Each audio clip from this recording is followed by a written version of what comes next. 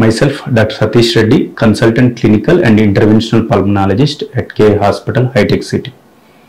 ఇవాళ మనం asthma patients వర్షాకాలంలో తీసుకోవాల్సిన జాగ్రత్తల గురించి మనం చర్చించుకుందాం. మనందరికీ తెలుసు వర్షాకాలం స్టార్ట్ అయింది.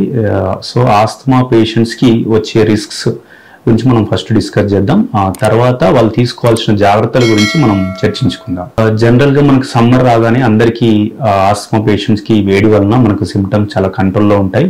సో చాలామంది ఏం చేస్తారంటే వాళ్ళు ఇన్హేలర్స్ ఆటోమేటికల్గా డాక్టర్స్ చెప్పకుండానే స్టాప్ చేస్తారు. సో దానివల్ల మనకి ఆస్తమా సిమ్టమ్స్ మళ్ళీ పెరగడం కానీ ఎగ్జాసర్బేషన్స్ రావడం కానీ జరుగుతుంది.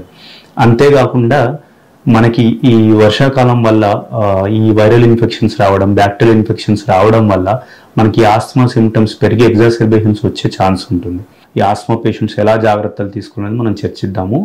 ఎవరైతే ఆల్రెడీ ఇన్హేలర్స్ యూజ్ చేస్తారో వాటిని సడన్గా స్టాప్ చేయకుండా సో అట్లీస్ట్ మెయింటెనెన్స్ డోసెస్ డాక్టర్స్ను కలుస్తూ మీ నియర్ బై పల్మనాలజిస్ట్ కలుస్తూ ఆ రెగ్యులర్గా ఆ ఇన్హేలర్స్ తీసుకోవడం వల్ల మనం ఎగ్జాసర్బేషన్ రాకుండా ప్రివెంట్ చేసుకోవచ్చు.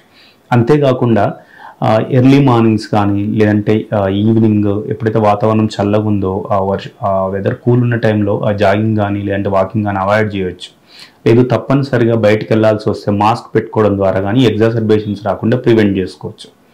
అంతేకాకుండా ఆల్రెడీ ఎవరైతే వ్యాక్సినేషన్ తీసుకోలేదో ఈ ఇయర్లీ ఇన్ఫ్లుయెంజా వ్యాక్సిన్ కానీ లేదంటే న్యూమోకోకల్ వ్యాక్సిన్ కానీ దాని షెడ్యూల్ అనుగుణంగా తీసుకోవడం ద్వారా మనం ఎగ్జాసర్బేషన్స్ రాకుండా ప్రివెంట్ చేసుకోవచ్చు. హాట్ వాటర్ కానీ లేదంటే మనం తీసుకునే ఫుడ్ వేడిగా తినడం ద్వారా కానీ లేదంటే మన హోమ్ సరౌండింగ్స్ ఫంగస్ చేరకుండా నీట్గా పెట్టుకోవడం ద్వారా కానీ మనం ఎగ్జాసర్బేషన్స్ రాకుండా ప్రివెంట్ చేసుకోవచ్చు. Thank you. ఈ వీడియో కనుక మీకు నచ్చినట్లయితే లైక్ చేసి షేర్ చేసి కామెంట్ చేయండి. మా ఛానల్ని సబ్స్క్రైబ్ చేయడం మాత్రం మర్చిపోకండి. Thanks for watching.